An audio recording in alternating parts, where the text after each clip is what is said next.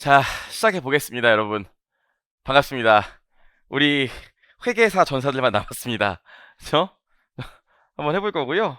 고급회계 뭐 어떻게 할 것도 없어요. 보시면 우리 수강 대상 당연히 회계사만 대상으로 하셔야 돼요. 교양으로 듣겠다. 아, 내가 세무사 공부하는데 혹시 고급회계 진하게 나올까봐 듣겠다. 다 돌아가시고요. 세계사 공부하시는 분만 들으셔야 돼요. 우리나라에서 고급회계가 가장 어려운 유일한 시험이에요. 그래서 이거 볼 거고요. 그 다음에 아시겠지만 고급 회계를 못하면 합격을 그냥 못해요. 심지어 2차에서는 부분 합격에서 별도의 과목을 이제 회계학 투로 나오고 제목에 투로 나오기 때문에 무조건 잘하셔야 되고 제낄 수가 없어요. 옛날에 제끼는 친구들이 있었을 수도 있지만 두 번째로 저 중급 회계 다 알아야 고급 회계 볼 수 있나요? 이렇게 얘기하는데 제가 볼 때는 재고자산, 유형자산, 사채, 금융자산 여기까지만 알면 뭐 하는 데는 문제 없어요. 전혀 문제가 없고요. 재무관리 알아야 되나요? 전혀 모르셔도 상관없어요. 그렇죠? 그래서 일단 잠깐만 고급회계에서 뭐 배우는지 보면 우리 1장에서 요거 배울 거예요. A 회사랑 B 회사가 있는데 A 회사가 돈을 주고 B 회사의 자산과 부채를 다 사올 거예요. 그래서 새로운 회사 A 회사가 되던가 아니면 아예 A가 없어지고 B도 없어지고 새로운 회사 C가 되는 이런 걸 볼 거예요. 이걸 우리가 뭐라 그러죠? 합병이라고 그래요. 합병. 이거 배울 겁니다. 그리고 나서 이 2장을 보면 2장, 3장, 4장, 5장, 2장, 3장, 4장, 5장 이렇게 있어요. 2장, 3장, 4장, 5장. 여기서 뭘 배울 거냐면 잠깐만 보시면 우리 배웠겠지만 지분 상품 주식 살 때 이걸 계속 쓸 건데 지분율 보시면 0%부터 20% 미만 있고요. 그 다음에 20% 이상에서 50% 미만 있고요. 그 다음에 딱 50% 있어요. 딱 50%. 그리고 50% 초과 있는데 이거에 따라 계정 과목도 다르고 기말의 회계 처리도 다 틀려요. 일단 우리 보유 목적 한번 보죠. 이거 금융자산 할 때도 얘기했었는데 보유 목적. 이거 그냥 투자할 목적으로 갖고 있는 거예요. 요 경우에는. 그래서 투자 목적이에요. 나중에 또 얘기하겠지만 투자 목적. 제가 그래서 그냥 요거 뭐로 생각하면 좋다고 그랬어요. 이런 얘기 부적절하지만 그냥 해보면 남녀가 썸 타는 사이라고 생각하시면 돼요. 썸을 타고 있다고. 그러다 보니까 요거 후속 측정 뭘 어떻게 할까요? 썸을 타고 있어 지금 사귀지도 않아.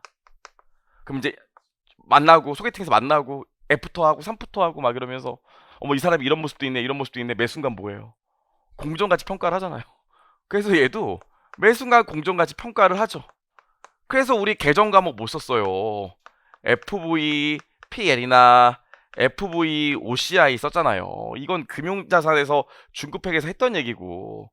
근데 이런 경우가 있다고 그랬죠? 20%부터 50% 미만? 얘는 발음 잘해야 돼. 유의적인 맞나요? 발음? 유의적인 영향력을 행사할 목적으로 이 회사 주식을 산 거거든요. 그래서 제가 이거 뭐라고 그랬어요? 결혼한 남자의 엄마라고 그랬죠? 우리 엄마라고요, 우리 엄마. 우리 엄마. 적금 전화해서 너 그렇게 하는 거 아니다 그러지만, 너 서운해. 이렇게 할 수 있지만, 지배할 수는 없어요. 50%를 초과하면 지배력을 갖게 되거든요. 글씨가 안 써지네. 지배력.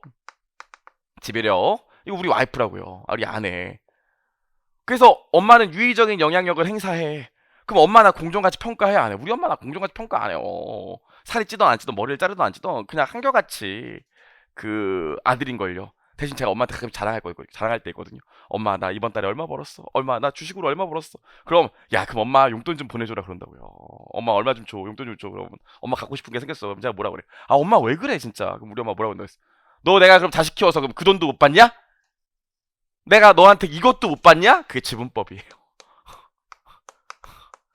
공정가치 평가를 안 하고 지분법을 하게 돼요. 그래서 우리가 요걸 뭐라고 그럴 거냐면 계정명이 관계 기업 투자 주식이에요.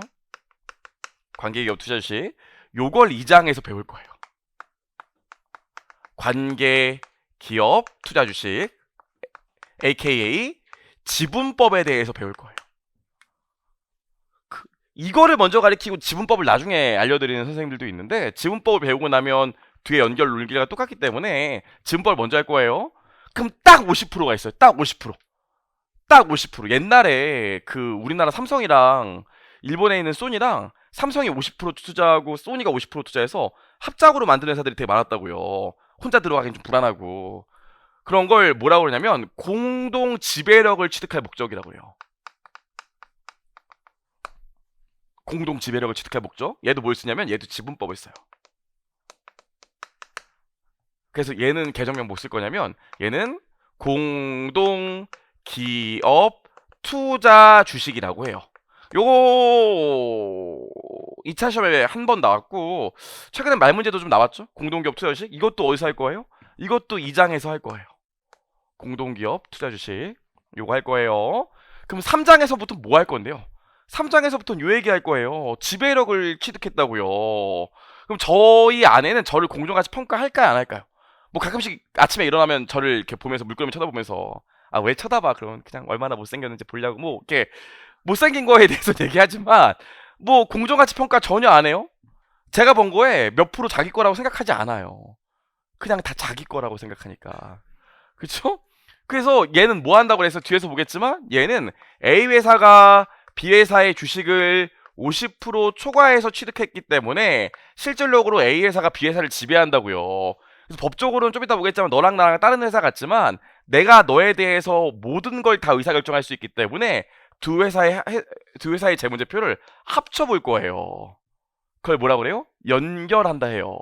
그래서 어차피 두 회사 재무제표 합쳐서 연결 재무제표 만들 거기 때문에 네가 지금 공정가치가 얼마인지 네가 번 돈의 몇 프로가 내 건지 이런 거 관심이 없어요. 어차피 다 내 거라고. 그래서 우리 아내도 결혼해서 뭐라고만 얘기해. 그냥 아유 옛날에 내가 예뻤는데 내가 얘랑 왜 결혼했을까?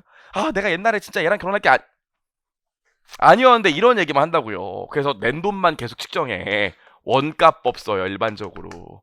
지분법 쓸 수도 있는데 일반적으로 시험 목적상은 원가법을 씁니다. 그래서 처음에 구입한 가격으로 계속 놔둬도 돼. 왜냐면 기말에 그냥 다 재무제표 합칠 거니까. 그래서 얘를 뭐라고 하냐면 얘를 종속기업 투자주식이라고 해요. 괜찮을까요? 그럼 3장부터는 종속기업 투자주식 배우나요? 아니요. 원가법 쓴다니까? 100원 주고 샀으면 장부에 그냥 100원으로 계속 놔둬요. 그럼 3장부터는 뭐 할 건데? 요 두 회사 재무제표를 합치는 걸 볼 거라고요. 두 회사 재무제표 합치는 걸 뭐라고 그래? 그걸 연결이라고 해요. 연결. 그래서 3장에서 뭐 할 거냐면 연결의 기본 이론 배울 거예요. 그쵸? 그럼 4장에서 뭐 배울까요? 4장에서도 연결 배울 거예요. 여기서 뭐 배울까요? 여기서는 내부 거래라는 걸 배울 거예요. 내부 거래. 그럼 뭐 재미로 얘기해 보면 A 회사가 있고 B 회사가 있어. 근데 A 회사가 B 회사한테 물건을 판다는 거예요. 물건을. 그리고 좀 이따 B 회사가 다시 A 회사한테 물건을 판대. 그럼 매출을 무한대로 늘릴 수 있겠는데? 내가 나한테 물건 파는 거니까? 그럼 연결하는 관점에서 어떻게 해줘야 된다고 그랬어요? 이거 다 취소해야 된다고 그랬죠? 여러분 정확한 얘기는 아니에요. 그냥 보는 거니까. 여기 이마트 있잖아. 이마트 신세계그룹. 이마트 있잖아요. 이마트 신세계그룹. 그 보시면 여기 진짜 이마트가 있고 여기 진짜 이마트가 있고 뭐가 있냐면 여기 스타필드가 있다고요. 괜찮을까요? 이마트가 있고 스타필드가 있는데 스타필드는 뭐 하는 회사라고 그랬어요? 100% 임대업 하는 회사예요. 공간 빌려주고 임대료 받는 회사라고요. 이마트는 그 물건 파는 회사고 근데 스타필드가 성과가 좋고 이마트가 만약에 성과가 안 좋다고 합시다. 실제로 그랬거든요. 얼마 전까지. 그럼 왜 그런 이런 거 하게 되면 그럼 스타필드를 키우고 이마트를 죽여야겠네. 얘는 장사가 잘 되면 장사 안 된다면서요. 맞아요, 틀려요. 그렇지 않을 수도 있어요. 이마트에서 가장 많은 임대 면적을 차지하고 있는 데가 스타필드에서 가장 많은 임대 면적을 차지하고 있는 데가 이마트예요. 그래서 얘가 스타필드한테 엄청나게 많은 임차료를 지급하고 있다고. 그래서 들어가 있어서 성과가 안 좋고 막 그런 게 있어요. 하지만 하나의 회사로 보면 우리끼리 돈 왔다 갔다 하는 거 아니야? 이게 의미가 있나요? 그럼 정확히 판단할 수 있겠지? 그쵸? 그런 걸 이렇게 다 지워주고 하나의 회사로 봤을 때 이런 것들을 다 취소시키는 거래들을 뭐라고 그래? 내부 거래라고 해요. 그래서 요거 배울 거예요. 여기까지 하고 끝나면 얼마나 좋아. 그 다음에 여기 연결 뭐 배울 거예요? 연결의 기타 사항 배울 거예요. 뭐가 있냐면 내가 A 회사가 B 회사의 주식을 60% 샀어. 근데 더 사고 싶어. 그래서 10%더 샀대. 이런 경우도 있을 거고요. 내가 A 회사가 B 회사의 주식을 80% 갖고 있었는데 중간에 10% 처분했대. 이런 경우도 있겠죠? 아니면 이런 경우도 있을 거예요. 60% 갖고 있었는데 20% 팔아서 여기로 왔대. 아니면 60% 갖고 있었는데 50% 팔아서 여기로 왔대. 아니면 20% 있었는데 추가로 40% 사서 여기로 왔대. 아니면 20% 있었는데 추가로 40% 사서 여기로 왔대. 그런 거 배울 거예요. 너무 재밌겠죠? 이거 말고도 하늘에 별처럼 많은 게 있어요. 뭐 재미로 얘기하면 뭐도 있냐면 여러분 좋아하는 거 있잖아. 우리 최근에 배웠던 거 법인세 효과. 그쵸? 그런 것도 보일 거고요. 또 뭐도 있어요. 실제로 여러분 우리는 A 회사랑 B 회사만 배우지만 당연히 실무를 가보면 여기 A 회사가 있고 밑에 B 회사가 A 회사, B 회사의 주식을 60% 들고 있고 밑에 B 회사가 C 회사의 주식을 또 60% 들고 있는 경우도 있어요. 그럼 연결하면 어떻게 합쳐야 돼요? 이렇게 세 개의 회사를 합쳐야 되거든요. 이걸 뭐라고 하냐면 부자손이라고 해요. 부자손. 너무 재밌겠죠. 그다음에 뭐도 있어요. A도 있고요. B도 있고 C도 있어요. 얘가 얘를 60% 들고 있어. 근데 얘가 얘 주식을 30% 들고 있대. 그럼 얘 연결 못하죠. 근데 웬걸? 얘가 얘 주식을 40% 들고 있대요. 그럼 또 어떻게? 얘 지배하는 거 안 하는 거야? 내가 30% 들고 있고 내 꼬봉이 아이고 꼬봉이라고 하면 안 되지. 내 밑에 있는 애가 또 40% 들고 있대. 그럼 얘도 내 거지. 그럼 이것도 또 합쳐봐야 될 거 아닙니까? 너무 재밌겠죠? 그런 것들을 배울 거예요. 그래서 연결해서 이 고급팩에서 제일 중요한 게 뭐야? 어머 내가 얘기해버렸네. 이게 제일 중요. 이게 거의 절반의 시간을 여기 쓸 거예요. 연결이 제일 중요해요. 그 다음에 우리 6장에서 뭐 배울까요? 여기까지 해서 이제 다 끝나고 나서 6장에서 뭐 배울까요?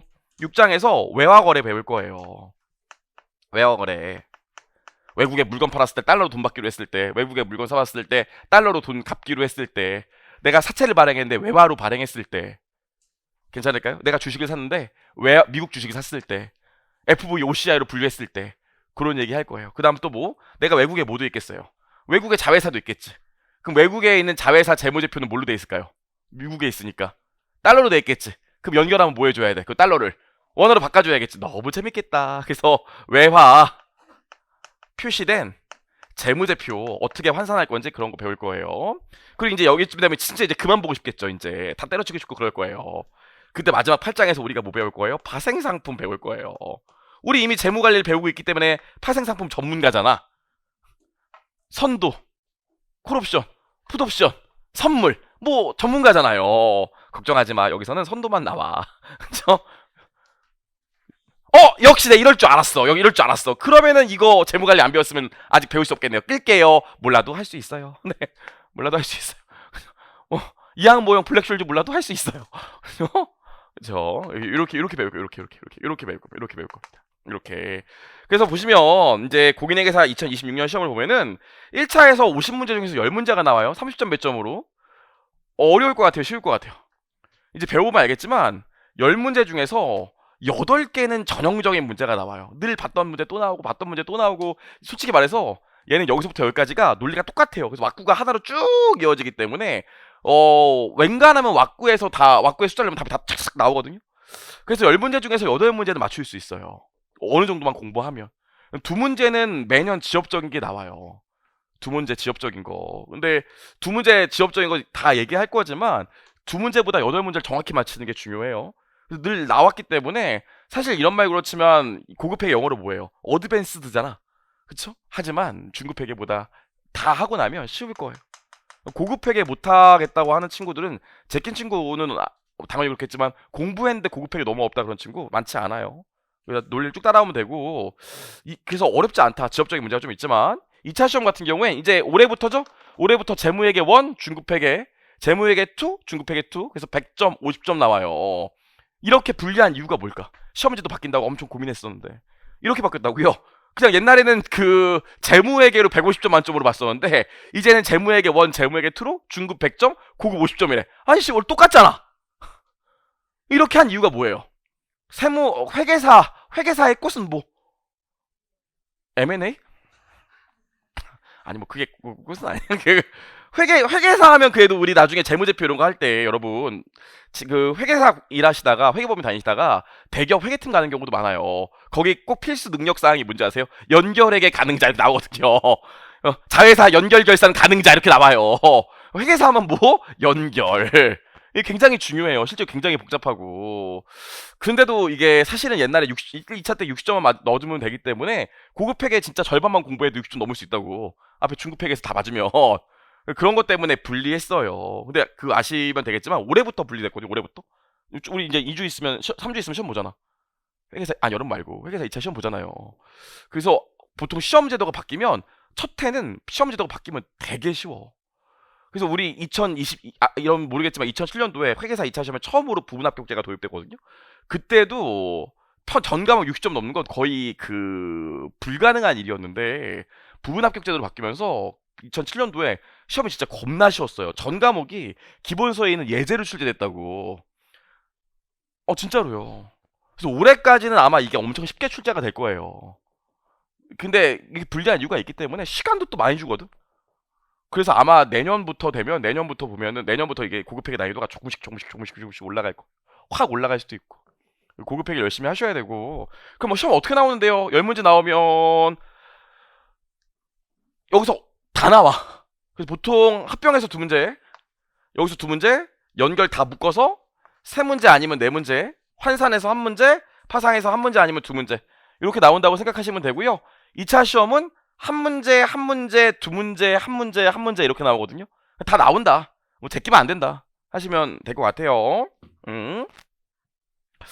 이거 뭐 할 얘기가 없는데 계속 얘기하는 거지만 학습 난이도 보면 당연히 처음 배울 때는 고급 회계가 좀 어려워요. 왜냐면 일단 예제도 커. 자료가 많고 쓰는데 한참 걸려. 그래서 배울 때는 이게 어려울지 모르지만 공부를 하고 나면 당연히 쉬워요. 저도 이런 말 좀 그렇지만 저도 시험 볼 때 1차도 2차도 고급 회계 먼저 풀고 중급 회계 풀었어요. 별로 변수가 없거든요. 그쵸? 그럼에도 불구하고 공부할 때 어렵게 느껴지거나 좀 힘들어하시는 분들이 있는데 가장 큰 문제가 뭐냐면 일단 문제 사이즈가 엄청 커요. 잠깐 넘겨볼까? 우리 오늘 3판 교재 보시면 65페이지 봐봐. 65페이지 봐봐. 보이시죠? 3번? 이게 뭐야? 국인회계사 2021년 뭐야? 한 페이지? 넘겨봐. 아니야, 뒤에 더 있어. 2페이지 아니에요. 2020년 봐. 또 한 페이지? 넘겨봐. 뒤에 더 있어. 문제가 길어요. 문제가. 그래서 문제가 커갖고 좀 부담스러워 하는데 막상 보시면 개사 뭐 그렇게 중급 회계보다 뭐 까다롭고 논리가 다르고 그렇지 않아요. 논리가 쭉 이어지기 때문에 하면 할 수 있어요. 그래서 제일 문제가 되는 게 요즘 뭐냐면 수험생들 보면 자꾸 지엽적인 것만 공부하려고 그러는데 이걸 전형적인 유형을 다 맞추고 지엽적인 걸 보셔야지. 지엽적인 거 너무 집중하면 안 돼요. 그쵸? 전형적인 것만 다 맞춰도 10개 중에 8개 맞출 수 있어요. 그러면 합격하고도 남아요.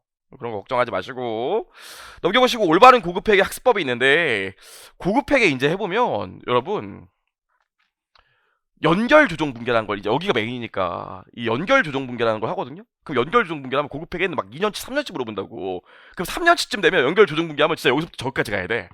회계 처리 20줄 하다 보면 아니 내가 이거 뭐 하는 걸까 이런 생각이 들고 이 숫자가 도대체 뭐지 막 이런 생각도 들고 그래요. 그래서 이게 너무 힘들다 보니까 계산 왁구로 푸는 분들도 많아요. 그쵸? 저도 제가 우리나라에서 완전 독점하는 자격증 있다고 그랬죠. 완전 독점하는 자격증이 있는데 거기서도 고급회계가 나오거든요. 제가 거기에 정말 아무 차변과 대변도 몰라도 왁구에 숫자만 넣으면 답을 만들 수 있는 완벽한 계산 왁구를 갖고 있기 때문에 독점하고 있어요. 그쵸? 우리 여기서도 그 왁구 쓰면은 10개 중에서 8개 맞출 수 있어요. 그쵸? 이거 얘기할 거예요. 논리적으로 만든 왁구거든요. 하지만 이거 할 줄 알아야 돼, 몰라야 돼? 할 줄 알아야 돼요. 세무 사면 이런 얘기는 하지도 않아요. 네가 이걸 왜 하려고 그러니? 이거만 하자. 이것도 절반만 하자 그러지. 왜 어려운 거 보려고 그러냐면서 야, 그거 회계사 문제잖아. 보지 마. 이렇게 얘기하지만 우리는 나중에 2차 복잡한 문제가 나오면 할 줄 알아야 되기 때문에 이것도 다 얘기할 거예요. 그쵸? 근데 이게 너무 어려우면 일단 이걸로 답을 맞추고 찬찬히 요거 보면서 요거 써보시면 돼. 둘 다 할 줄 알아야 돼. 회계사는 나와 있고요. 그럼에도 불구하고 전체 숲을 좀 볼 줄 알아야 돼. 보면 고급회가 뭐 분계가 많고 왁구하는데 왁구에도 계산 막 20개씩 들어가고 그러니까 어려워하는데 결국 결론이 뭔지를 꼭 생각해 보셔야 돼요. 보면 답이 틀린 거 아는데도 그냥 막 풀고 있는 애들이 있다고요. 그래서 재무제표 모양이 어떻게 되는지가 중급회계도 중요했지만 고급회계 때도 중요해요. 이 재무제표 모양이 어떻게 될 것인가 그런 생각을 지금 좀 와닿지 않겠지만 좀 얘기해 볼 거고요. 좋아요. 수업 구성이랑 교재가 있는데 지금 우리 시간표 8에 잡혀 있잖아요. 제 중급회계 보강하느냐고 8에 잡혀 있는데 8회에서 좀 급하게 하면 끝날 수 있거든요. 사실 급하게 한번 끝낼 수 있는데 그러면 또 여러분들 싫어하니까 10회 정도 생각하고 있어요. 10회 정도 보강 한 2회 정도 있을 거다. 뭐 컨디션 봐서 안 할 수도 있는데 아마 하게 될 거예요. 그럼 왜 보강을 하냐면 고급 회계부터 여러분들이 힘들기 때문에 뒤에 있는 객관식 문제랑 주관식 문제를 다 풀 거예요. 수업 시간. 객관식 문제랑 주관식 문제를 다 풀 거니까 요것 때문에 시간이 좀 더 걸릴 거고요. 우리 이제 회계사만 남았으니까 우리 또 회계 전사들만 남았으니까 이번 회차부터 이번 고급 회계부터는 늘 그랬지만 실강으로 퀴즈도 볼 거예요. 표정 왜 그래?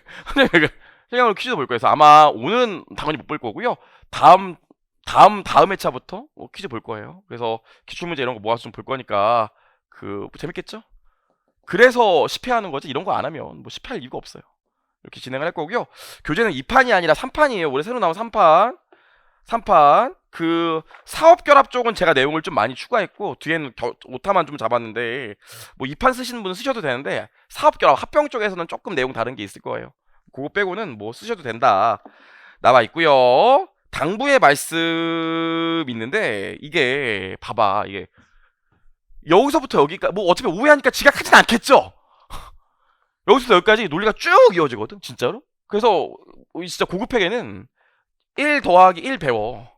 그리고 여기 곱하기 2 배워. 나누기 3 배워. 마지막에 제곱 이렇게 배워. 논리가 이렇게 쭉 이어진다고요. 진짜로. 그래서 빠지면 안 돼. 그쵸? 전 시간 안 들었어. 복습도 안 해. 빠져서 전 시간 듣지도 않고 복습도 안 했어. 그 윤도니아의 위리로 앉았어. 근데 나 요거 안 들었는데 요때 앉아서 앉았어. 그럼 그냥 제가 가라 그럴 거예요. 어차피 알아들을 수가 없어요.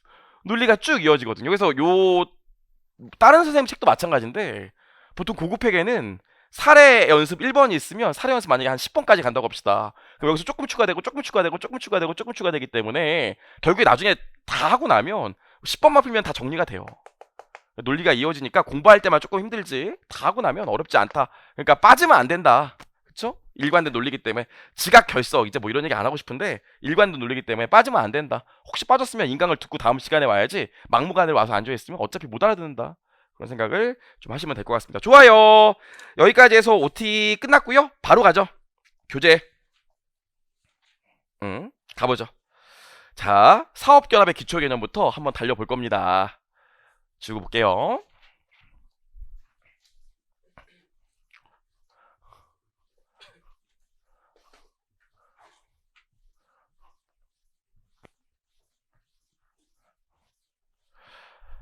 자, 가볼까요? 여러분? 해커스 경영이 있어요.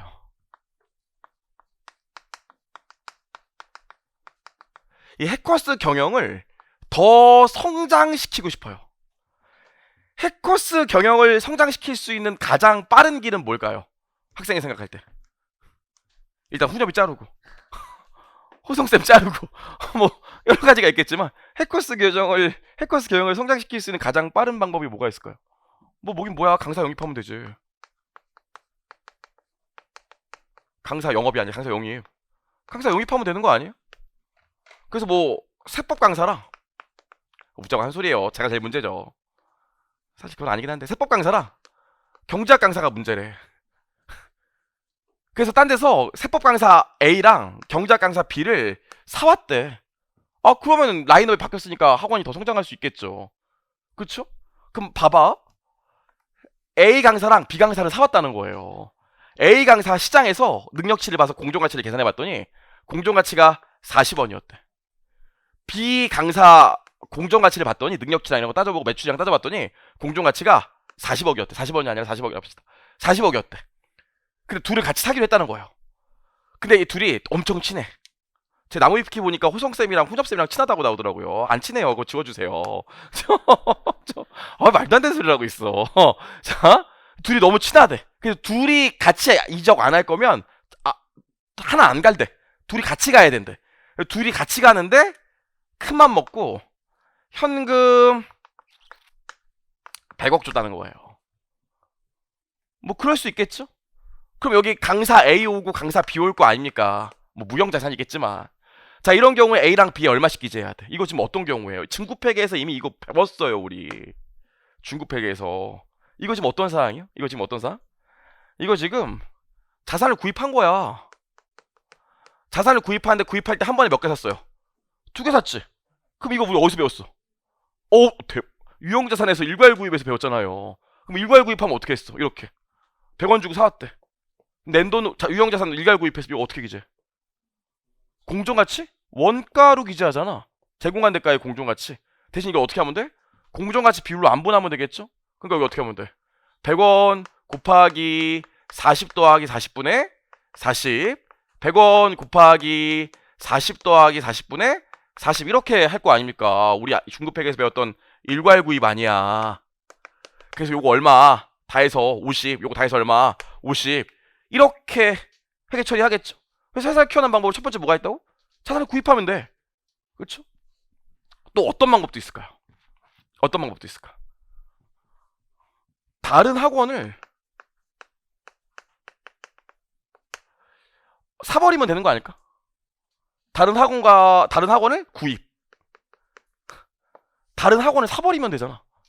그래서 예를 들어 해커스가 있었고 메가스터디가 있었는데 두 개 합쳐서 메커스 된다고 얘기했잖아요. 아니면 해커스 경영이 있었고 저기 다른 학원이 있었는데 거기 사버렸대. 그러면은 두 학원이 하나로 합쳐졌으니까 사업이 커지는 거 아니에요? 회사가 커지는 거 아니에요? 근데 봐봐, 여기 학원 안에도 A 강사랑 다른 학원을 샀는데 그 다른 학원 안에도 A 강사랑 B 강사가 있었대. 두 강사밖에 없는 학원을 샀대요. 괜찮을까요? 여기까지? 그럼 이런 경우에는 회계 처리 어떻게 할까?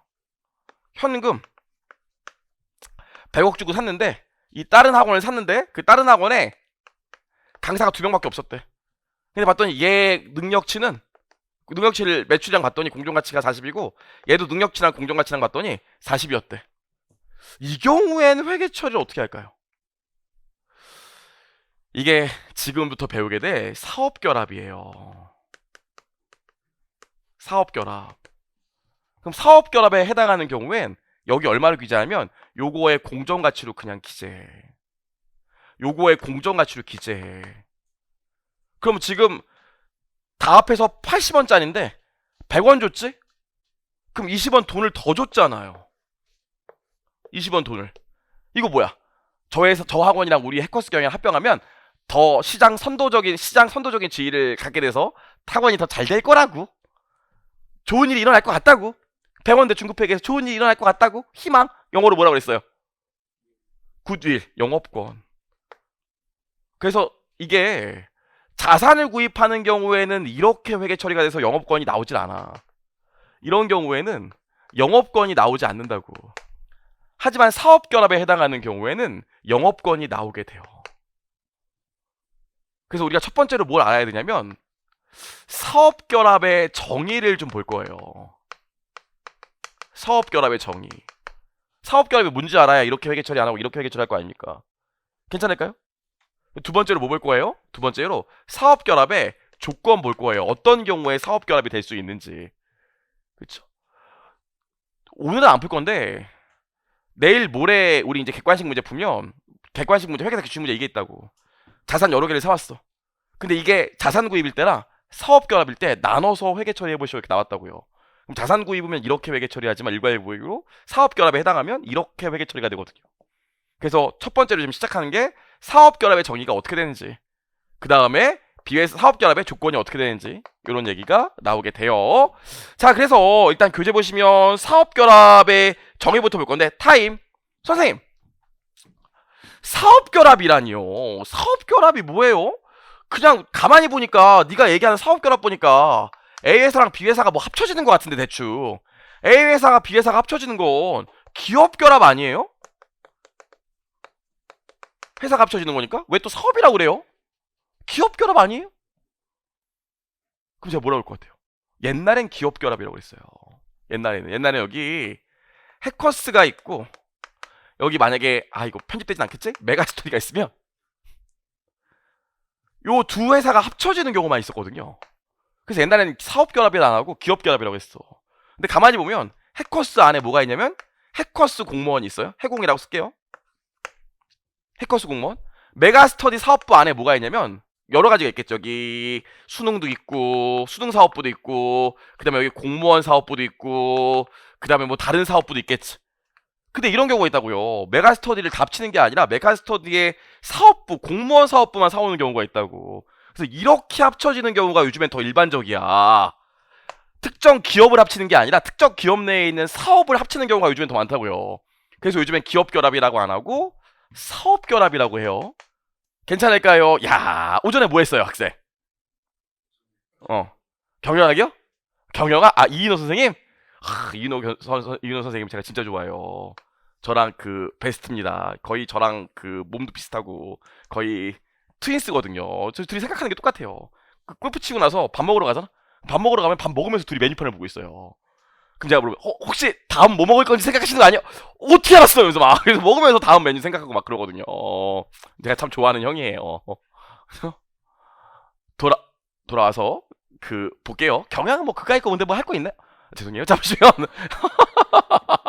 자, 돌아와서 보시면 자, 그럼 사업 결합의 정의가 뭐냐면 A 회사가 B 회사 아니야. B 회사의 사업이나 사업들에 대해서 지배력을 획득하는 게 사업 결합이에요.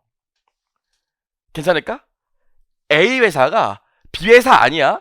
B 회사의 사업이나 사업들에 대해서 지배력을 획득하는 걸 사업 결합이라고 한다. 어렵지 않죠? 아직 지배력은 좀 이따 설명할 거니까 지배력 뭐라고 생각하면 돼? 내 마음대로 할 수 있는 거.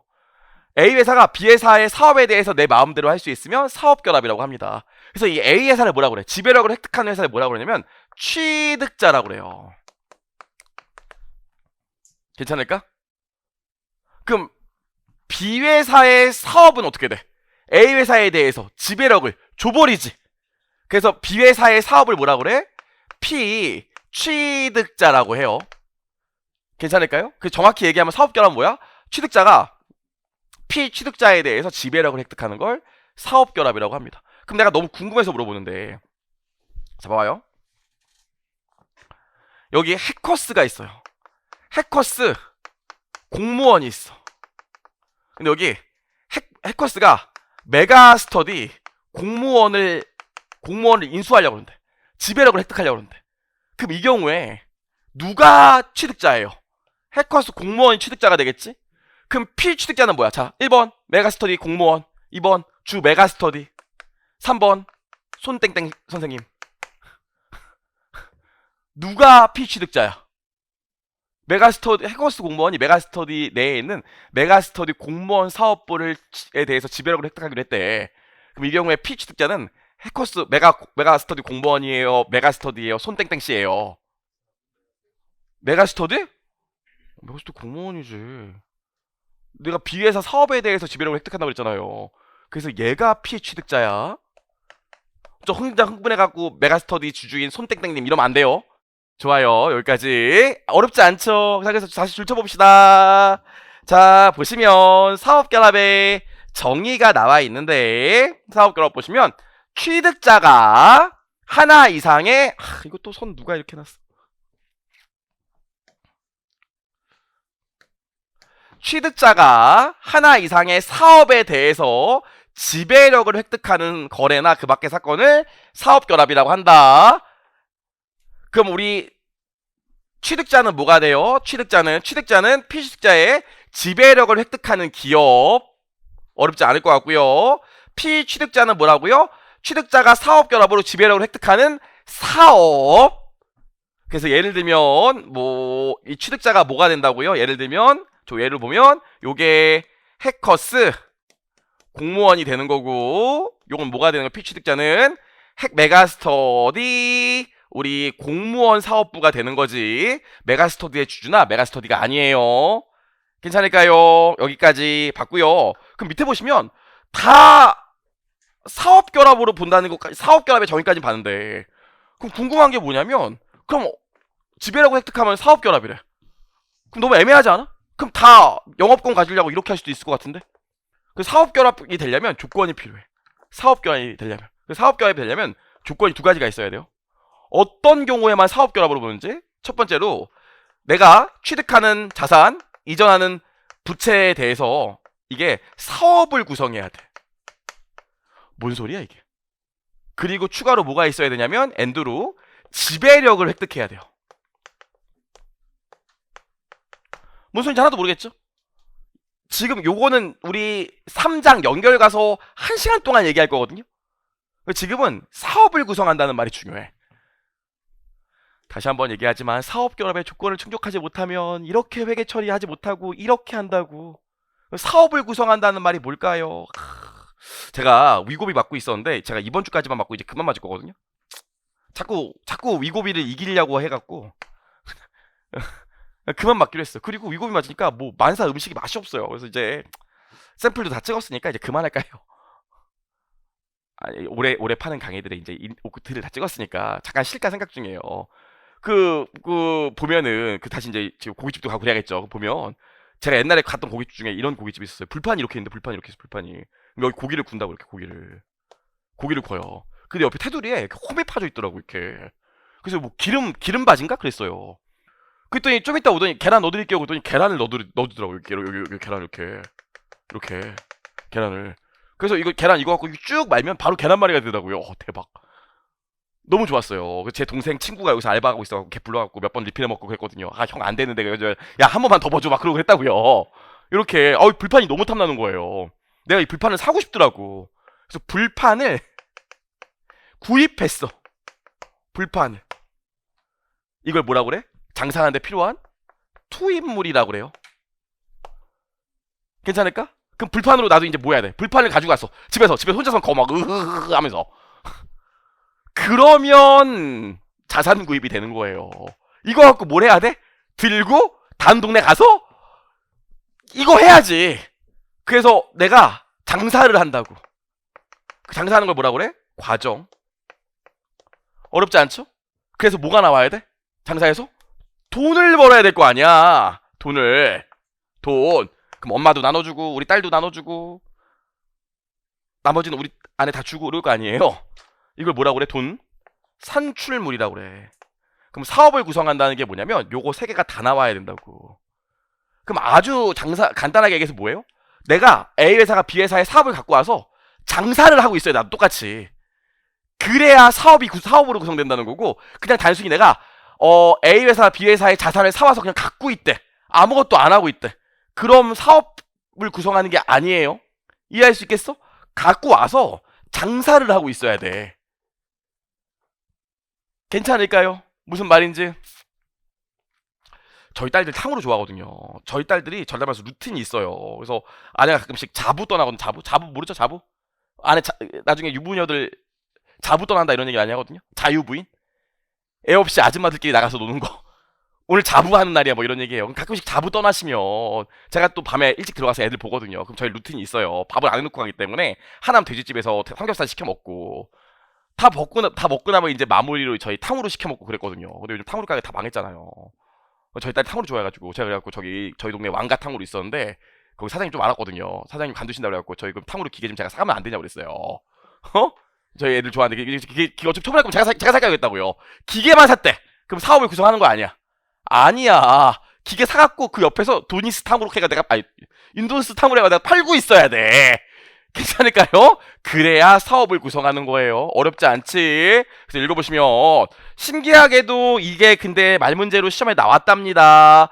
사업 결합의 식별 요건, 사업을 구성하고 있어야 되고 지배력이 있어야 된다. 다시 한번 얘기하자면 엔드다. 아하 참 엔드다 나와 있고요. 밑에 보시면 취득한 자산과 인수한 부채가 사업을 구성해야 되는데 사업을 구성하려면 뭐뭐 있어야 된다고? 투입물, 기계, 투입물로 산출하는 과정, 장사하고 있어야 돼. 그리고 마지막으로 뭐? 산출물, 돈이 나와야 돼. 괜찮을까요? 이 세 가지로 구성된다. 나와 있고요. 넘겨보시면 투입물과 과정과 산출물의 정의가 있는데 제가 얘기했던 것처럼 기계장치, 장사하는 과정, 그리고 요 산출물이기 때문에 굳이 요거 읽어볼 필요는 없어요. 시험 문제 요 정의를 물어보진 않고. 그래서 다른 학원에서는 이렇게 얘기하기도 해요. 이 사업을 구성하려면 단순히 자산을 사오는 게 아니라 장사하는 프로세스를 사오는 거다. 괜찮을까요? 뭐 그런 얘기도 합니다. 밑에 보시면 이거 세 개 다 말문제 나왔거든? 세 개 다 말문제? 볼게요. 첫 번째로 그럼 사업을 구성하려면 투입이랑 과정이랑 산출물이 있어야 되는데 산출물이 반전이 있어야 될까? 산출 반드시 있어야 될까요? 아직 장사하는데 지금 돈 이제 스타트업이라서 직원도 있고 영업을 하고 있는데 아직 돈을 못 벌 수도 있잖아요. 그래서 산출물이 반드시 필수 요건은 아니다. 충분히 이해할 수 있죠? 이제 스타트업이면 아직 돈을 안 벌고 있을 텐데 괜찮죠? 밑에 2번 보시면 자산과 활동의 특정 지표이 사업인지 여부는 시장 참여자가 통합된 집합체의 사업을 수행하고 운영할 수 있는지에 기초해서 결정한다. 여기가 중요하죠. 다만 매도자가 그 사업을 운영한지 또는 취득자가 그 집합을 사업에서 운영할 의도가 있는지와 관련이 없다. 이거 뭐라고 그랬어요? 기억나는지 모르겠지만 제가 만약에 진짜 여기 회계사 세무사 업계를 평정해서 완전 1타가 되잖아. 그러면 이제 1타가 돼서 완전히 이제 평정했어. 그럼 시장 점유율 한 90% 이상이래. 그럼 새로 시작하는 젊은 강사들 있잖아요. 돈 주고 제가 다 영입할 거예요. 돈 주고 다 영입할 거야. 다 스카우트 할 거야. 아주 연봉 많이 줘갖고, 아니 그 계약금 많이 줘갖고, 그래갖고 은퇴시켜 버릴 거예요. 인강은 절대 못 지게 하고 막 20년 동안 막 다 죽을 때까지 그렇게 할 거라고요. 그럼 그런 목적으로 사서 없앨 목적으로 사왔대.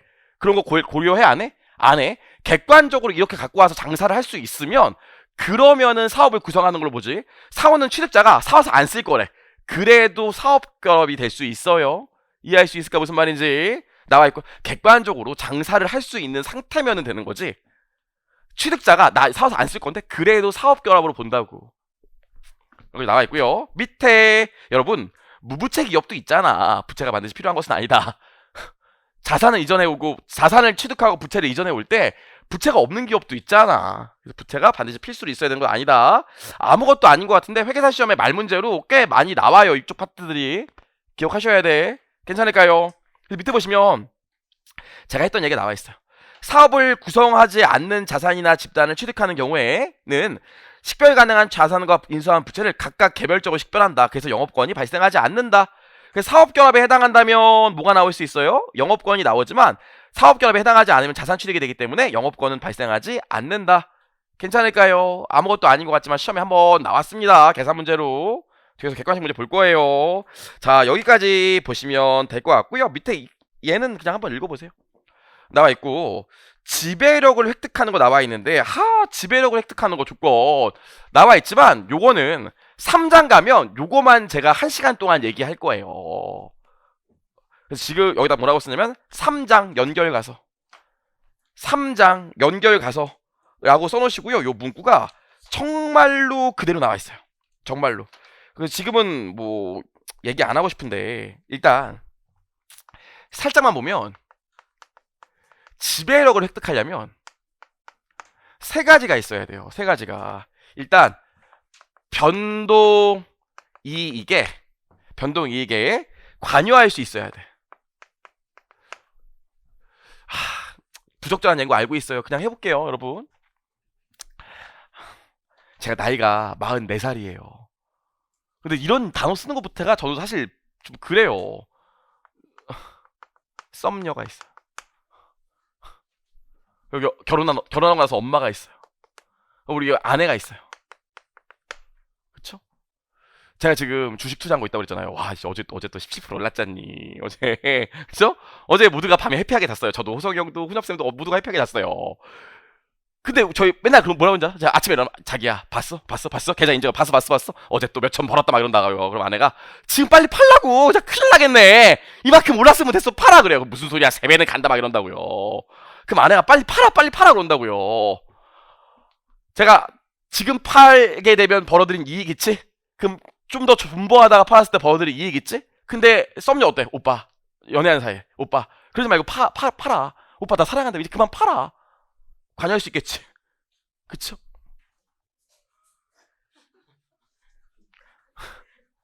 제가 고급회계를 어떤 선생님들은 진짜 기준서에 있는 단어 그대로 쓰고 너무 그냥 기준서에 있는 얘기 단어를 그냥 로봇처럼 얘기하다 보니까 너무 받아들이기 어렵더라고요. 그래서 일부러 더 좀 이렇게 야매로 얘기해요. 이해가 돼야지 하지. 뭐 기준서에 있는 단어만 줄줄 읽는다고 뭐 잘하냐? 돌아가서 보시면 엄마 윤도나 너 외삼촌 주식 때문에 망한 거 알지? 너 큰일 난다. 지금이라도 팔아라. 관여할 수 있어요. 우리 아내 하루에도 수십 번씩 이제 그만 됐다. 팔아라. 이제 그만 팔아라. 나 갖고 싶은 백이 있으니까 그거나 사자. 말 맨날 얘기한다고요. 변동이익에 관여해야 돼. 그 다음 뭐가 있냐면 변동이익에 대한 권리. 내가 팔았어. 자랑한 뭐 소액이면 소액이고 크다면 큰데 제가 자랑하는 게 아니라 진짜로 제가 이제 진짜 주식투자에서 지금 3개월 사이에 거의 2억 5천 벌었거든요. 하루하루가 걱정이에요. 너무 요즘에 화가 안 나. 사실 요즘 늘 화가 났지만 요즘은 별로 화가 안 나요. 빨리 은퇴하고 싶고 그만밖에 없어요. 자, 돌아와서 보시면 그래서 제가 그걸 팔았대. 실현시켰대. 그래서 2억 5천 벌었대. 여러분 썸남이라고 해도 되니까 이거 괜히 썸녀라고 해서 뭐 그렇게 하지 마세요. 요즘 같은 양성평등 시대에 너 여자를 어떻게 생각하냐 이러면 안 돼요. 오빠 그럼 2억 5천 번 거야? 벌었어. 그럼 나 갖고 싶은 거 하나만 사주면 안 돼? 그럼 자기야. 그쵸? 그럼 자기야. 그러면 안 된다고. 얘기도 하면 안 돼. 그쵸? 그쵸? 엄마. 결혼한 엄마 나 주식 팔아서 2억 5천 벌었어. 그럼 엄마 스카프 하나 사줘라. 그럼요 엄마. 안 해. 빨리 보내. 그쵸? 얼마 보내. 그쵸? 마지막으로 뭐가 있어요?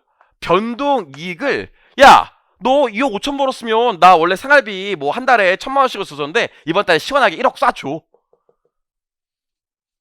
변동 이익에 관여할 힘. 나 좀 더 줘. 많이 벌었다며. 나 좀 줘. 썸녀는 아예 그럼 알지도 못해요. 엄마 좀 용돈 달라고 할 수 있지만 엄마 좀 더 줘라. 쉽지 않아요. 안 해. 다 자기 걸로 생각한다니까. 뭔 개소리야 이러겠지만 여러분 이게 좀 이따 이게 다음에 보겠지만 이게 20% 미만이에요. 이게 20%에서 50%예요. 이게 50% 초과야. 괜찮을까? 그래서 변동이익에 관여할 수 있고 변동이익에 대한 권리가 있고 변동이익을 더 받을 수 있는 힘이 있다면 이 세 가지가 모두 만족된다면 지배하고 있는 걸로 봐요. 괜찮을까요? 지금은 여기까지만 얘기할게. 왜냐면 요거에 대한 세부적인 얘기들은 3장 가면 3페이지에 걸쳐서 얘기할 거예요. 그래서 보시면 지배력을 획득하는 거 나와 있는데 자 보시면 변동이익에 노출되거나 변동이익에 대한 권리가 있고 피투자에 대해서 자신의 힘에 그러한 이익으로 영향을 미치는 능력이 있어야 된다. 그때 지배력이 있는 걸로 본다. 나와 있고요. 이게 오해하는데 이게 이렇게 돼 있으니까 여러분들이 되거나 이래서 이걸 5월라고 생각하는 분들이 많은데 여러분 요거 엔드예요. 엔드 되거나 돼 있다고 또 그러면 안 돼. 엔드예요. 엔드 사실은 뜻이. 괜찮을까? 그래서 요 세 가지가 모두 만족돼야 지배력이 있는 걸로 봅니다. 넘겨볼게요. 그래서 그런 얘기가 나와 있고요. 3번에 사업결함 적용 배제가 나와 있는데 이거는 지금 안 읽으셔도 돼. 3번에 사업결합 적용 배제가 있는데 아무것도 아닌데 나중에 객관식 때나 심화반 때 얘기하면 오 당연하네 하면서 하고 2차 때 약수를 써야 될 수도 있고 최근에 1차 시험에 말문제로 나온 적도 있기 때문에 알아야 되는데 지금 뭐 뒤에 내용 안 배웠는데 이걸 어떻게 알아요. 그래서 제가 써드리기만 할게요. 이회독 여기다 이회독이라고 써놓으시고 이회독이라고 써놓으시고 1차 객관식 때 말문제도 나왔고 그 다음에 2차 약술로도 나왔는데 첫 번째 공동약정이 있는데 공동약정이 뭐냐면 내가 아까도 얘기했지만 1번 공동약정은 뭐냐면 지분율이 딱 50%야. 아까 봤었죠. 지분율이 딱 50%면 내가 지배하는 거 아니야. 나랑 딱 똑같이 50% 갖고 있는 애가 반대쪽에 있잖아요. 그래서 지배할 수가 없어요. 뒤에서 보겠지만 공동약정의 경우에는 연결하는 게 아니라 우리 지분법을 적용해 나와 있고요. 여기 사업 구성이나 사업 구성하지 않은 자산이나 집단의 취득 그게 뭐야? 지웠네. 요 얘기 아닙니까? 그럼 당연히 단순히 자산 취득한 경우에는 사업 결합을 할 수가 없겠죠. 나와 있고요. 마지막으로 동일 지배하에 기업 간 사업 결합이 있는데 이게 뭐냐면 여러분 여기 제가 있어요. 윤돈이가 여기 A가 있고 B가 있어요. 그러면 안 되지. 여기 제 딸 1호기가 있고요. 제 딸 2호기가 있어요. 저희 딸 원투가 있다고요. 얘네 그거 알아? 맨날 자기 방이라고 싸우고 막 그러고 자기 텔레비라고 싸우고 그쵸? 맨날 막 싸운다고 자기 텔레비라고 막 싸우고 그래요. 그럼 내가 마지막에 뭐라고 했어요? 아빠 건데 너 뭐하고 있니? 들어가! 막 이런다고요. 이게 무슨 소리냐면 이걸 회사로 바꾸면 여기 해커스가 있고요. 여기 해커스 공무원이 있고요. 여기 해커스 경영이 있다고. 주 해커스가 있고 해커스 공무원이 있고 해커스 경영이 있다고 해볼게요. 주 해커스가 해커스 공무원 주식을 60% 들고 있대. 지배하겠지? 그리고 해커스가 해커스 경영의 주식을 60% 들고 있대. 지배하겠지? 어차피 둘 다 누구 말을 들어? 얘 말을 들어요. 그리고 재무제표를 연결 재무제표를 만들게 되면 이렇게 합쳐서 하나의 회사로 만들 거라고. 근데 해커스 공무원이랑 경영이랑 합쳤대. 두 회사가 합쳐졌대. 사업결합이 아니야. 사업결합을 보지 않아요. 이미 얘 말을 듣고 있는데 뭘 사업결합이야. 그게 이 얘기예요. 동일 지배하에 있는 기업이나 사업 간의 결합. 이해할 수 있겠죠? 그래서 요 경우에는 당연히 사업결합에 해당하지 않아. 이미 결합돼 있어요. 괜찮을까? 무슨 소린지 지금은 와닿지 않지만 뒤에 가서 또 보면 와닿으실 겁니다. 그래서 요 정도 사례만 좀 써놓으시고, 좋아요. 여기까지 해서 사업결합의 적용 배제까지 봤어요. 자, 여기까지 하고 나면 저랑 이제 3절까지 하고 잠깐 쉬는 건 괜찮죠? 3절까지 하고 주고 볼게요.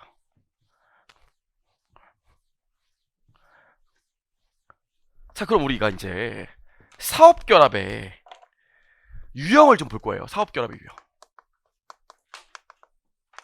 사업결합의 유형. 첫 번째로 법적으로 사업결합의 유형이 두 가지가 있습니다. 참 우리 이제 회계사만 있으니까 좀 단편히 얘기하는 건데, 이걸 진짜 잘해야 돼. 저도 주변에 보면 뭐 회계사가 진짜 하는 일이 회계사 하는 일이 몇 가지일까요? 회계사 하는 일이 몇 가지예요? 우리끼리 있으니까 얘기하는 회계사 몇 가지 하는 일이? 두 가지? 세 가지? 저기 다른 거 봐요. 다른 거예요. 에? 6가지? 나도 몰라요. 하늘에 별처럼 많은데 비즈니스계 하이에나 돈 되는 거 다 한다고. 제가 얘기했잖아요. 내가 회계법인 동기가 100명인데 100명이 하는 일이 지금 거의 다 달라. 진짜로. 근데 나중에 이제 여러분 개업하거나 로컬 회계법인 들어가서 돈 좀 많이 벌고 이런 애들 보면은 결국에는 M&A 업무를 되게 많이 해요. 그렇죠? 요거 해야지 돈을 많이 벌거든요. 이게 하면서 이제 내가 직접 투자하는 경우도 있고 많고 하기 때문에 이게 나중에도 이게 제일 중요해. 회계사 되고 나셔도. 그럼 법적 형식을 보면 두 가지가 있어요. 이미 했던 얘기인데, 우리가 A 회사가 B 회사 사업에 대해서 지배력을 획득하는 방법이 두 가지가 있어요. 어떻게 하면 A 회사가 B 회사를 지배할 수 있을까? 첫 번째 방법은 뭐예요? B 회사라고 안 되지. B 회사 사업이겠지. B 회사 사업의 주주들에게 대가를 지급하고, 그리고 B 회사의 자산과 부채를 취득 이전하는 방법이 있어요. B 회사 자산과 부채를 취득 인수한대. 그럼 되는 거 아닙니까? B 회사 사업의 자산과 부채가 다 내 거래. 해커스 공무원, 메가스토리 공무원 자산과 부채를 다 사버렸대. 그럼 메가스토리 공무원은 내 말 들어야지. 괜찮을까요? 요걸 뭐라 그래? 합병이라고 해요. 합병. 그럼 봐봐. 합병의 가장 큰 특징은 뭐예요? A 회사가 있었는데 만약 B 회사를 샀다고 하면 B 회사의 자산과 부채를 다 사버렸다고. 그럼 뭐만 남게 될까요? A만 남게 되거나 아니면 새로운 회사 C가 생긴다고요. 해커스랑 메가스터디가 합병해서 해커스가 되거나 아니면 새로운 회사 메커스가 되거나. 그래서 얘를 뭐라고 그러냐면 흡수합병이라고 그래요. 시험은 흡수합병이 대부분 나와요. 그럼 C를 뭐라고 그래? 신설합병이라고 해요. 이렇게 두 가지가 있어요. 그럼 얘는 법적으로 어때? 두 회사가 있었는데 하나가 없어지고 새로운 회사가 생기던지 하나만 남게 되겠지. 그래서 이런 걸 합병이라고 합니다. A 회사가 B 회사의 자산과 부채를 B 회사 주주에게 대가를 지급하고 취득하는 행위. 어렵지 않을 것 같아요. 나 봐봐. 나 진짜 원래 하고 싶은 얘기가 많은데 여러분들이 오전에 경영을 들었더니 많이 피곤해 보이네. 그까이 거 뭐 대충 보시면 자, 보세요 여러분. 여기 A 회사 자산 부채 자본이 있고요, B 회사 자산 부채 자본이 있을 겁니다. 그럼 만약에 흡수합병이라고 하면 A 회사가 B 회사의 주주에게 돈을 주고 뭘 가져오는 거예요? B 회사 자산과 B 회사 부채를 가져온다고. 그럼 흡수합병이라면 재무 상태표가 어떻게 돼요? A 회사만 남게 되고 여기에 A 회사 자산, B 회사 자산, A 회사 부채, B 회사 부채, 그리고 A 회사 자본만 남게 돼. B 회사 자본도 오게 돼. A 회사 자본만 오게 되겠지. B 회사 자본 안 와요. 왜냐면 B 회사 주주한테 돈을 주고 넌 가라고 그랬잖아. 괜찮을까요? 요런 모양이 될 거예요. 요게 합병. 근데 계속 얘기하지만 합병이 쉬운 게 아니야. 합병이. 왜냐면 두 회사가 하나로 합쳐지기 때문에 여기서 오는 피로감도 있고 문제도 많아요. 더 좋은 방법이 뭐라고 그랬어요? 그냥 내 말을 듣게 하는 가장 좋은 방법이, B 회사 의결권 있는 주식의 50%를 초과해서 취득하면 내가 B회사를 지배할 수 있겠지? 물론 과거에는 50% 초과하는 경우에만 지배할 수 있다고 나와 있었어요. 좀 이따 볼 거지만, 하지만 우리 현재에는, 최근에는 50% 미만 되더라도 지배할 수 있는 경우들이 있어요. 그건 뒤에서 배울 거고. 아무튼 그냥 쉽게 의결권 있는 주식의 50%를 초과해서 취득하게 되면 B회사 내 거겠지. 근데 이때 문제가 있다고요. 그래서 이걸 뭐라고 그래, 이걸 우리가.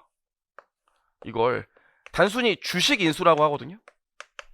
그럼 이 경우에는 어떤 문제가 있냐면 A 회사가 있고 B 회사가 있는데 A 회사가 B 회사의 주식만 샀기 때문에 법적으로 여전히 A 회사랑 B 회사가 남아있어. 그럼 재무제표를 보면 여기 어떻게 되겠어요?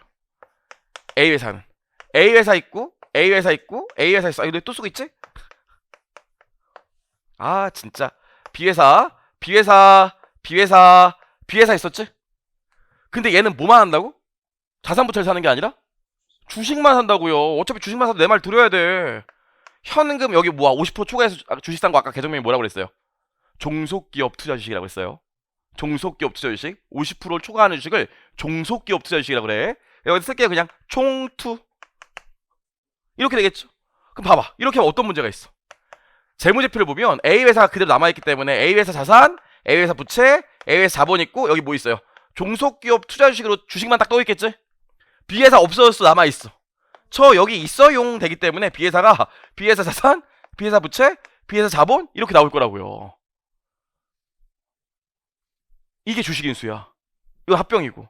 그럼 법적으로 얘는 하나의 회사가 없어지거나 두 회사가 없어지고 새로 생겼지만 얘는 현재 법적으로 어때? 두 회사가 그대로 남아있지. 그럼 내가 재밌는 얘기 해줄게요. 연결이 뭘까요? 연결이. 연결회계 안 되면 우리 3장부터 연결회계 안 되면 봐봐. 합병을 하던지 주식 인수를 하던지 어차피 본질은 뭐예요? A 회사가 B 회사에 대해서 지배력을 획득한 거 아니야? 그럼 본질은 똑같으니까 두 회사의 주식 인수를 하던 합병을 하던 두 개 재무제표의 비교 가능성이 유지가 돼야 돼, 안 돼야 돼? 유지가 돼야 돼. 근데 지금 유지가 돼, 안 돼? 안 되잖아. 합병했을 때랑 주식 인수했을 때랑 비교가 어려워. 그래서 요 두 회사 재무제표를 마치 하나 합병한 것처럼 바꾸는 과정 있지? 그게 연결회계야. 이해를 정확히 해야 돼. 내가 뭐 하는지 알아야 될 거 아닙니까? 이게 두 개가 비교가 안 돼. 본질은 똑같은데. 그래서 주식 인수했을 때 재무제표를 합병했을 때 재무제표로 바꿔보는 과정이 그게 연결회계예요. 그거를 3장부터 배울 거예요. 아무것도 아닙니다. 자, 그래서 우리 사업 결합할 때 법적인 형식이 이렇게 합병과 주식 인수가 있다. 이거 지금부터 1장에서 배울 거고요. 3장, 4장, 5장에서 요거 배울 거다. 괜찮을까요? 그래서 읽어보시면 사업 결합의 유형에는 블라블라 나와 있는데 여기다 좀 써놓으면 좋을 것 같아요. 법적인 형식 따라 법적 형식에 따른 구분. 법적 형식에 따른 구분으로 뭐가 있다고요? 합병과 그 다음에 지분 인수가 있다. 설명했으니까 보시면 될 것 같고요. 그래서 합병 보시면 얘네들은 어때요? 법적으로 독립된 두 개 이상의 법인이 하나로 형성되는 것을 말한다. 하나가 없어지고 하나 남는 걸 흡수합병, 새로 생기는 걸 신설합병이라고 한다. 뭐 나와 있고요. 다음 페이지 보시면 지분인수 있는데 얘는 합병과 달리 피취득자가 소멸되지 않고 법적으로도 여전히 존재한다. 하지만 여전히 이 경우에도 경제적 실질에 따라 하나로 볼 수 있다. 어렵지 않을 것 같습니다. 여기까지 봤고요. 물론 이거 외에도 다양한 방법이 있을 수 있어요. 크게 두 가지가 있고요. 그 다음에 우리 뭐 보셔야 되냐면, 자 줄게요. 사업결합하는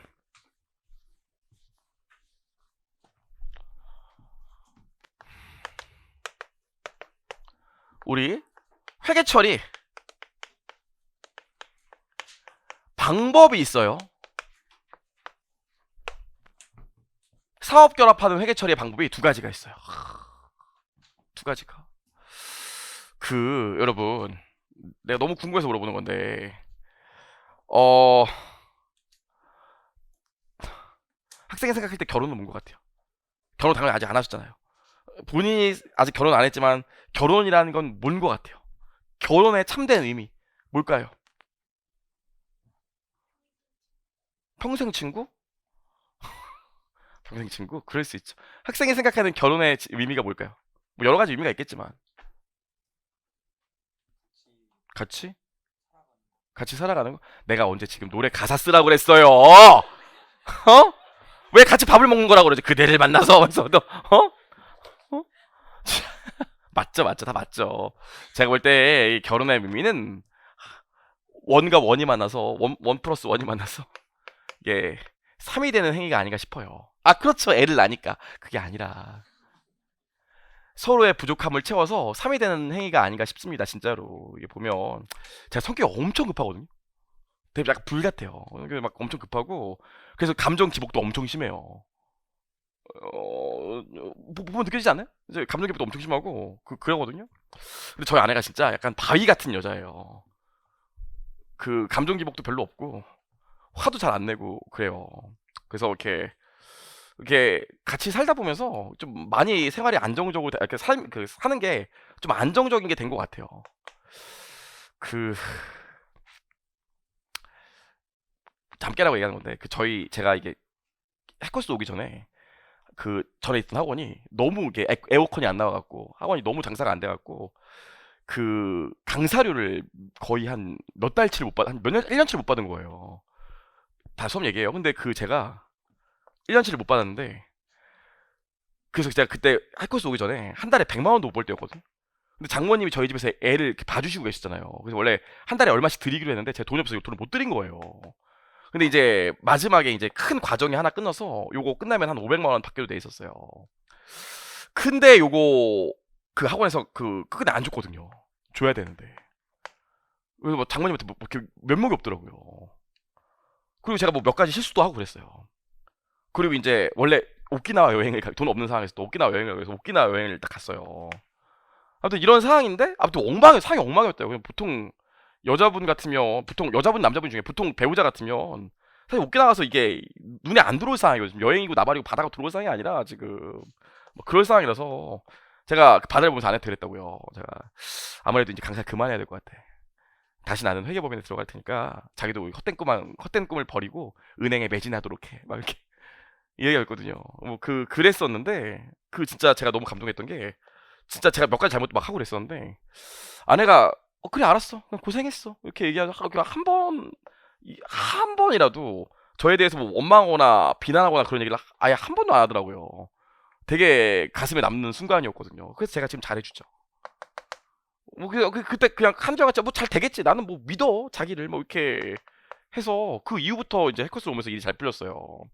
저한테는 개인적으로 제 은인이라고 생각하거든요.